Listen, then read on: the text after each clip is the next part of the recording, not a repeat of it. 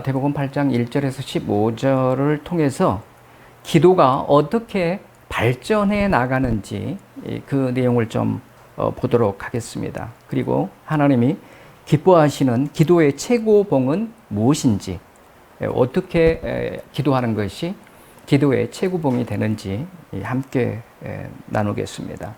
우리가 본문에 들어가서 하나씩 좀 보도록 하겠습니다.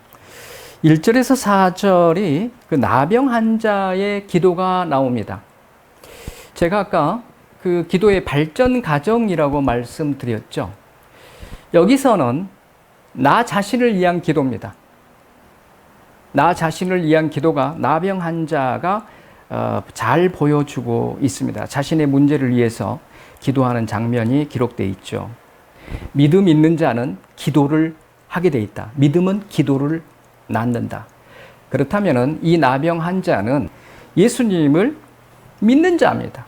믿음이 있기 때문에 주님 앞으로 나와서 기도가 지금 되고 있는 거죠. 이 대목에서 우리는 이 나병 환자의 이 믿음과 이 신앙을 조금 도전해야 되지 않겠느냐. 자신이 돌로 맞아 죽을 수도 있는 상황 속에서도 주님을 붙들고자 나갔다?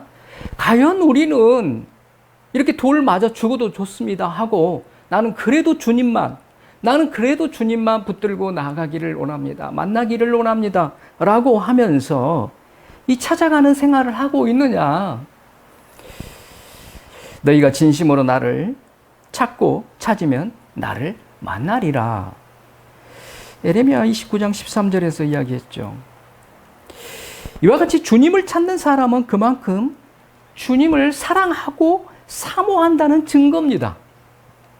나 주님 사랑해요. 나 주님 믿어요. 하면서 전혀 주님을 찾아가지 아니한다면은 이게 믿음 있는 모습이 아니다는 거죠. 주님을 적극적으로 찾는 자가 그 주님의 은혜를 얻고 그 은혜대로 풍성하게 살 수 있다는 겁니다. 자, 나병 환자는 이렇게 믿음을 가지고 예수님께 죽으면 죽는다. 돌에 맞아 죽어도 좋다 하고 주님 앞에 나아갔다는 것. 그리고 이 나병 환자는 나가서 주님께 간구합니다. 2절에 보면 나오죠. 오자마자 엎드려 절하면서 주여 원하시면 저를 깨끗하게 하실 수 있나이다 라고 간구했습니다. 우리는 이 구절을 너무 많이 마가에도 나오고 누가에도 나오니까 우리는 사복음서 읽으면서 이 내용에 대해서 너무 잘 알지요. 그런데 주여 원하시면 저를 깨끗하게 하실 수 있나이다. 이건 너무도 모범적인 간구입니다. 여기서 주께서 원하시면이라고 그랬어요. 이 단서가 붙어 있죠. 이 나병 환자에게 있어서 무엇보다 중요한 것은 자기 나병이 치료받는 것이 목적입니다. 그렇잖아요. 지금 엄청나게 고통을 당하잖아요. 온몸이 다 썩어가고 고름나고. 그렇다면 예수님 찾는 목적이 뭐예요? 가자마자 나 좀 고쳐주세요.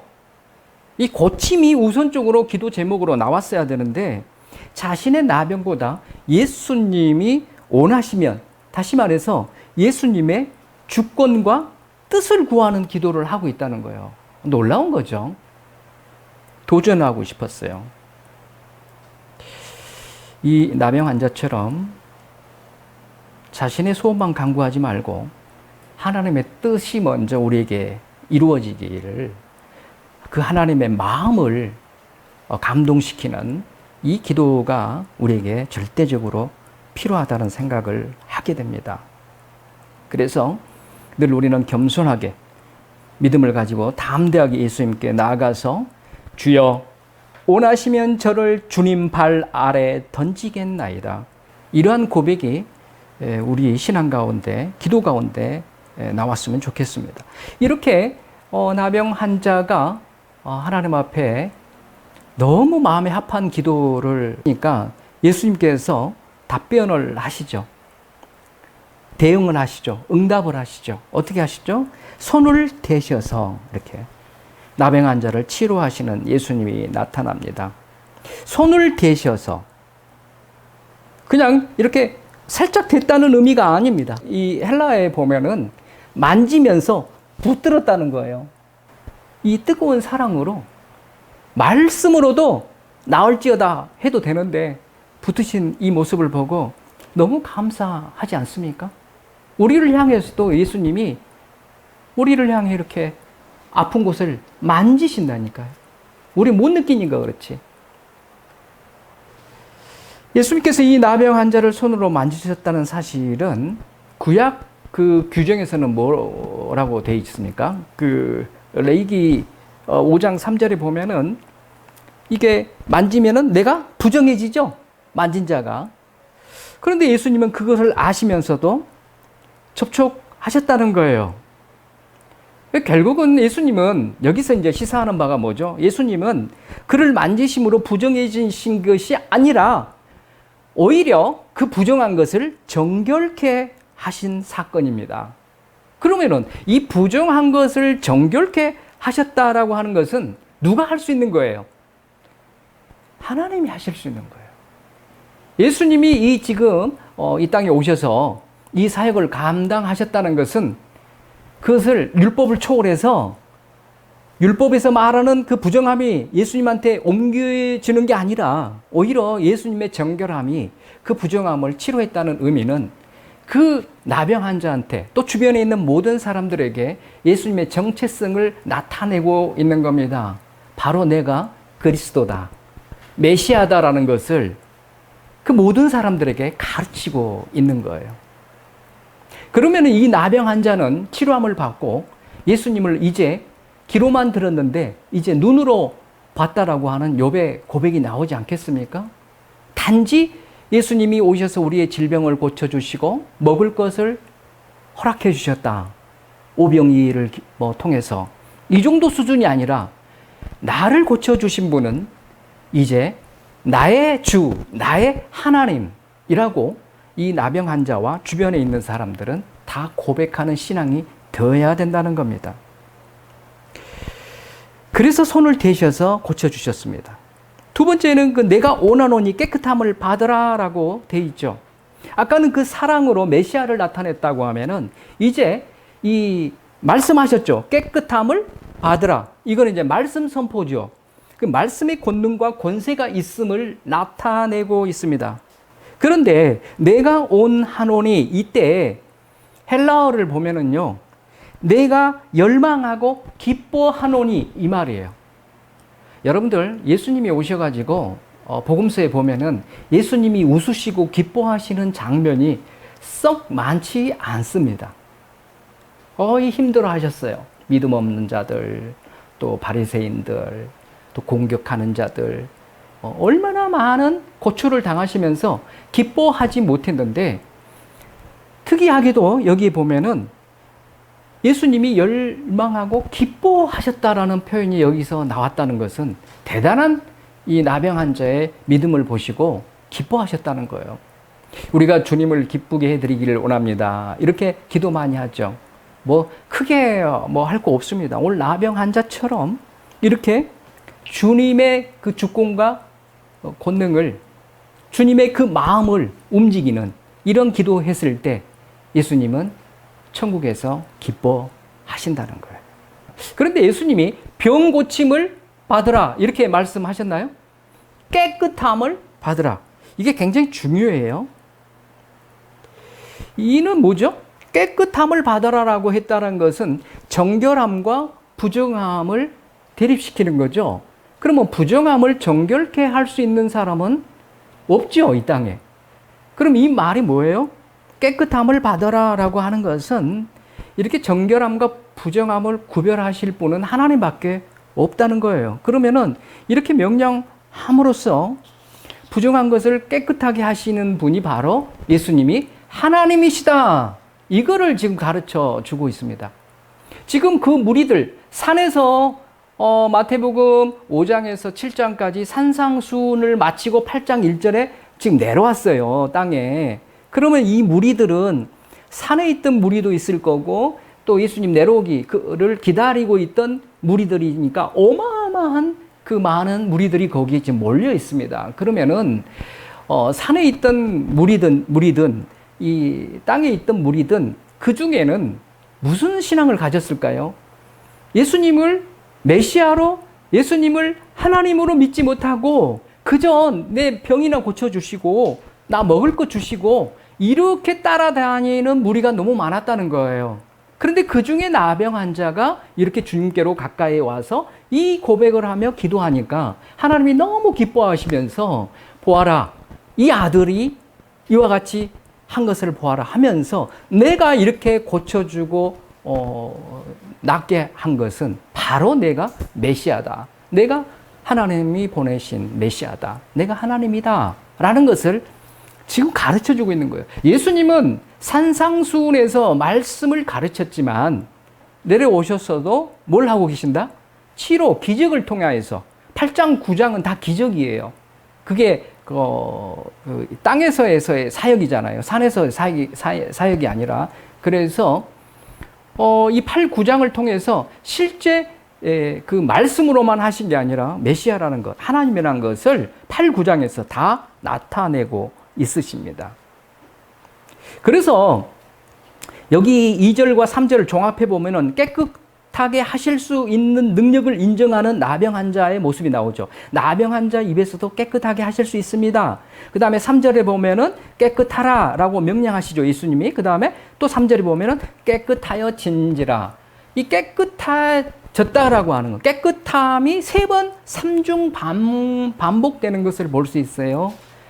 왜 마태는 이렇게 이것을 강조하고 있습니까? 산상설교를 마치신 후에 첫 번째 지금 사역이 땅에 내려오셔서 첫 번째 사역이 이 나병 환자를 정결케 하는 치유 사역입니다. 이 치유 사역을 통해서 강조하고 싶은 것은 예수 그리스도를 믿었느냐? 그리고 말씀을 의지하여 살아가느냐? 그렇다면 천국에 이르기까지 가장 중요한 삶은 바로 정결함이다.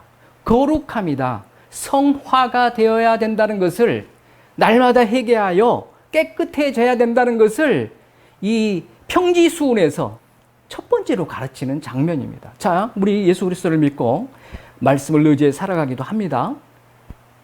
그러면은 우리에게 가장 중요시해야 될 것은 천국에 이르기까지 하나님의 말씀에 순종하여 자신이 날마다 정결케 되고 거룩하게 되어서 예수님 닮아가는 이 모습이 중요하다는 것을 이 마태가 강조하고 있습니다.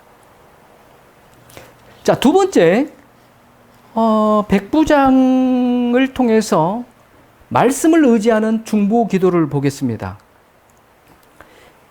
이 백부장은 이제 자신의 문제가 아니라 타인의 문제를 위해서 기도가 나오죠. 자, 기도의 발전 단계. 첫 번째는 자신을 위해서 기도한 것을 나병 환자가 보여줬죠. 두 번째는 백부장을 통해서 자신이 아닌 타인을 위한 중보 기도가 나옵니다. 자, 단계가 보면은 어떤 단계인지 아시겠죠? 자, 그런데 기도의 최고봉이라고 하는 것은 아까 나병 환자의 기도도 최고봉이 됩니다. 그리고 이 백부장의 기도도 하나님 보시기에 기도의 최고봉이 됩니다. 자, 가장 그 기도 중에 응답이 신속하게 빠르게 응답되는 게 무슨 기도죠? 중보 기도입니다.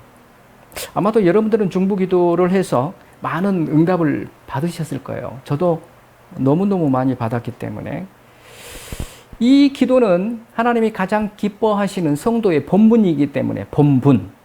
이 중보 기도 하실 때 또 예수님이 중보 기도자시고 지금도 우리를 위해서 중보 기도하고 계시잖아요. 그렇기 때문에 우리가 중보 기도할 때 하나님이 가장 기뻐하시면서 응답이 속히 이루어지는 아주 능력의 기도입니다. 자, 그러면은 내가 다른 사람들을 위해서 기도해가지고 그 사람이 잘 되거나 그 사람이 낫거나 그 사람들이 생명을 얻거나 이런 일들이 일어나면은 그 사람만 좋은 게 아니라 하나님이 내 영혼이 잘 되고 범사가 잘 되고 형통케 하시다는 거예요. 왜? 이 백부장을 보면은 엄청나게 칭찬을 하잖아요. 예수님이 이 백부장을 예수님으로부터 칭찬을 받았다는 것은 면류관입니다. 이 사람을 살렸지만 하인의 병을, 중풍병을 위해서 예수님께 나와서 고침받게 했지만 이 백부장은 사실 지금 2000년이 지나서 앞으로도 아니면 천년왕국에도 이 백부장의 믿음은 칭송을 받을 겁니다. 이 성경이 없어지지 않기 때문에. 대단한 일 아닙니까? 그래서 우리는 나만 잘 되는 게 아니라 주변이 잘 되게끔 했을 때 덤으로 더 플러스 알파로 우리는 더 하나님의 은혜를 잊게 됩니다. 그래서 중보기도는 매우 가치가 있죠. 그들을 살리고 나도 하나님의 놀라우신 은혜를 입기 때문에 이 백부장처럼 우리는 중보기도를 해야 된다는 거죠. 그런데 이 백부장은 아까 나병 환자처럼 믿음을 가지고 있었습니다. 백부장이 하인을 관심을 가졌다? 이건 사랑의 표현입니다. 그래서 이것을 이 다른 사람에게 관심을 여러분들이 갖고 중보기도 시작했습니까? 그럼 여러분들은 사랑의 출발을 한 겁니다. 사랑의 출발. 관심 갖는 게 사랑의 출발이에요. 그리고 두 번째로 백부장은 그 하인의 아픔을 자신의 아픔으로 느꼈어요. 혹시 여러분들 그 중보기도 하면서 너무너무 아파하는 사람을 기도하면서 내 아픔처럼 막 처절하게 그 아픔을 느껴본 적 있으십니까? 아, 너무 많죠? 너무 아파, 막 속상하고 막 너무너무 아파요.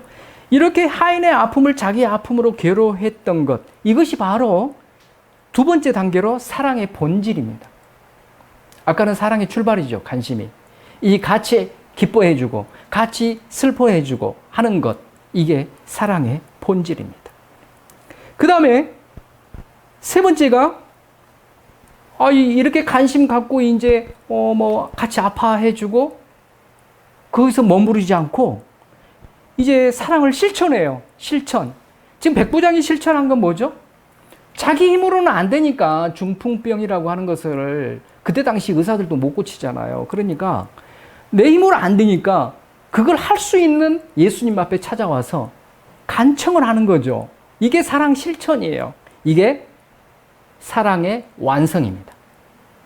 실천해야 돼요. 우리 주변에 굶어 죽어가는 사람이 있습니까? 아파하는 사람이 있습니까? 힘들어하는 사람이 있습니까? 도와야 된다는 거예요. 나아가야 된다는 거예요. 이렇게 백부장이 예수님 앞에 나아가서 고쳐주십시오. 나는 할 수가 없네요. 내가 너무너무 아픕니다. 우리 하인이 아파하는 걸 보니 나는 그런데 어떻게 할 수 없어요. 고쳐주세요. 이 사랑의 완성입니다. 이거를 백부장이 그 믿음 안에서 다 드러내고 있다는 겁니다. 여러분, 중보 기도하는 자는 사랑이 있어야 됩니다. 사랑의 출발이 뭐라고요? 관심을 가져야 된다는 거예요. 관심, 내 주변의 사람들. 그 다음에 아파해야 되는 거예요. 같이 아파하고 같이 기뻐해야 된다는 거예요. 이게 사랑의 본질입니다. 그리고 내가 할 수 있으면 가서 도와주고, 안 되면 주님 앞에 나아가, 주님, 내가 할 수 없으니 저 영혼을 만져주시옵소서. 이렇게 기도하는 것이 사랑 실천이며 사랑의 완성이라는 거예요. 백부장처럼 이와 같이 도전하는 저와 여러분들 되시기 바랍니다. 그리고 백부장은 말씀을 믿었어요. 말씀. 이게 핵심이죠. 말씀을 믿었어요. 사랑도 있었고 중보기도도 있지만은 삼박자를 다 갖췄죠. 말씀을 의지했다는 겁니다. 결국은 내가 가서 그러면 고쳐주마 했을 때 백부장은 아닙니다. 예수님 말씀으로만 하시옵소서. 그러면 내 종이 낫겠나이다. 자, 이 이방인의 백부장 이 믿음이 굉장히 중요한 그 연결이 되는 게요. 이게 핵심인데 11절, 12절로 연결이 되죠. 이 백부장의 믿음을 통해서 거기 있는 모든 무리에게 누가 하나님의 나라의 백성이 될 것인가를 이 백부장의 믿음을 통해서 가르치고 있습니다. 누가 하나님의 나라의 백성이 되는가. 그러니까 혈통, 이스라엘 백성들이 천국 가르고 이방인들은 천국 들어가지 못한다가 아니라 이 이방인의 믿음을 보면서 예수님이 가르치고 있는 거예요. 보아라. 그리스도인 예수 그리스도를 믿는 자, 그 믿는 자가 이방인이든 가난한 자든 어떤 사람이든 관계없이 다 천국에 들어갈 수 있다. 그러나 이스라엘 백성들처럼 내가 메시아인데 하나님인데 나를 믿지 않는다고 하면은 아무리 혈통으로 이스라엘 백성이라 할지라도 천국에 가지 못하고 어두움 바깥에 떨어져서 이를 갈게 될 것이다라고 하는 것을 여기서 연결하고 있습니다. 중요합니다. 그래서 백부장의 이 믿음이 결국은 마태복음 28장에서 가서 이방에 가서 제자를 삼으라고 한 그 1차적인 사건이 여기서 일어난 거고, 사도행전에서 모든 이방인들 대상으로 복음이 증거되는 이 모습이 바로 이 백부장의 믿음에서부터 시작됐다. 그래서 이 백부장의 믿음은 너무도 중요하다는 것을 가르쳐주고 있습니다. 그리고 13절에 예수님이 그러잖아요. 네 믿음대로 될지어다. 결국은 이 말씀 속에서 하나님이 은혜로 우리를 고쳐주시고 우리의 모든 문제를 해결해 주십니다. 그러나 우리의 믿음의 그릇이 얼마만큼 준비되어 있냐에 따라서 응답의 크기도 달라진다는 겁니다. 그래서 우리는 믿음의 그릇을 날마다 키워나가야 된다는 것을 가르쳐주고 있습니다. 자, 세 번째로 이제 베드로 장모의 열병을 통해서 예수님 안에 거하는 삶의 기도를 보겠습니다. 아까는 자신을 위한 기도가 나왔죠. 두 번째는 타인을 위한 기도. 이제는 예수님 안에서 이루어지는 기도입니다. 예수님 안에서 이루어지는 기도.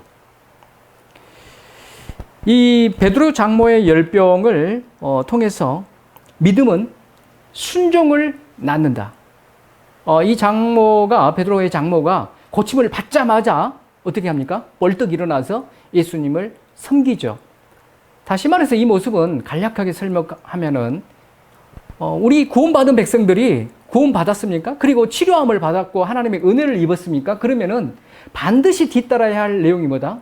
바로 예수님을 섬기고 예수님을 따라가면서 예수님과 동행하는 이 삶을, 순종하는 삶을 살아야 된다는 것을 가르쳐주고 있습니다. 그래서 믿음은 순종을 낳는다. 여기는 믿음은 순종을 낳는다.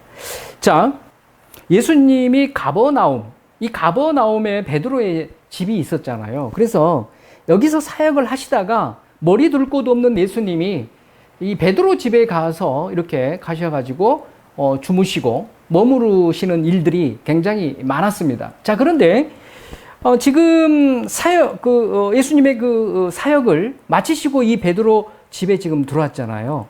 그러면 지금 베드로는 예수님과 함께 동행하고 있죠. 예수님과 지금 같이 동행을 하고 있어요. 그러면 베드로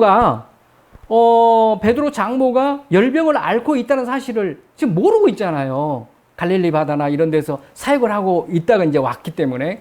자, 그러면은 베드로는 예수님과 이렇게 동행하면서 장모가 아팠던지 뭐 가족이 누가 아팠던지 이 사실을 몰랐지만 예수님은 어떻게 보면은 신적인 능력이 있으시기 때문에 그 베드로 집에 가셔서 그 타이밍에 이 장모를 열병에서 치유하시는 이 사역을 했을 거라는 거죠. 다시 말하면은 우리가 예수님 안에 예수님과 동행하면서 예수님과 함께 사는 자는 예수님이 기도를 하지 않아도, 우리가 설령 기도를 하지 않아도 예수님이 이런 자의 삶을 너무 기뻐하기 때문에 동행하고 주님과 함께 나는 주님 안에, 주님은 내 안에 이렇게 살아가는, 나는 주님의 것이 되고 하나님은 나의 전부가 되는 이러한 삶을 사는 자에게 예수님이 설령 기도하지 아니한다 할지라도 예수님께서 치유해 주시는 놀라운 사건이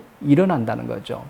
여러분들, 가장 우리가 기도도 해야 되겠지만, 나 자신을 위해서 기도하고 중보 기도도 해야 되겠지만, 이 모든 우리의 일상에 하나님이 응답이 떨어지게 하는 기도의 최고봉은 예수님 안에 거하면서 예수님과 함께 살아가는 삶, 이 삶이 놀라운 하나님의 은혜를, 축복을 가져온다는 사실입니다. 그래서 우리는 이와 같이 이제 구원받았습니까? 그리고 우리가 치료함을 받았습니까? 은혜를 입고 살고 있습니까? 그러면은 이 베드로 장로가 일어나서 순종하고 섬긴 것처럼 이제는 베드로처럼 예수님과 동행하면서 예수님 안에, 예수님은 내 안에 하나가 되어서 연합이 되어서 이렇게 살아간다고 하면은 우리가 천국에 들어가기까지 또는 우리 가족과 우리 주변의 모든 사람들을 예수님께서 책임져 주신다는 것입니다. 이러한 삶이 우리 가운데 일어나기를 원합니다. 여러분이 구원받고 치료함을 받아서 예수님을 믿고 이렇게 살아가는데 여러분 가운데 기쁨이 있으십니까? 웃음이 있으십니까? 웃을 일이 없다고요? 기뻐할 일이 없다고요? 세상 사람들과 동일한 생각이겠죠. 여러분, 예수님을 믿고 예수님과 동행하며 살아가는 자는 예수님 때문에, 내가 예수 안에 있고 예수님이 내 안에 있기 때문에 세상 이런 기쁨이 없고 고통과 환난과 역경이 있다 할지라도 우리는 웃을 수가 있어야 됩니다. 기뻐할 수가 있어야 됩니다. 이 말씀을 제가 묵상하면서 주님 앞에 기뻐하며 예수님이 웃으신 것처럼 저도 그렇게 웃고 사는 자 되게 하여 주시옵소서. 이 기도를 했습니다. 마무리하겠습니다. 예수님의 주권적인 뜻을 구했던 나병 환자의 기도, 말씀을 의지하여 중보 기도했던 백부장의 기도, 예수님 안에 거하면서 삶 속에서 이루어지는 기도, 이 기도를 알아봤습니다. 여러분, 자신을 위해서도 기도해야 됩니다. 다른 사람을 위해서도 기도해야 됩니다. 예수 그리스도 안에서 기뻐하며 웃으며 살아갈 수 있는 삶이 여러분의 진정한 기도의 최고봉이 되는 것입니다.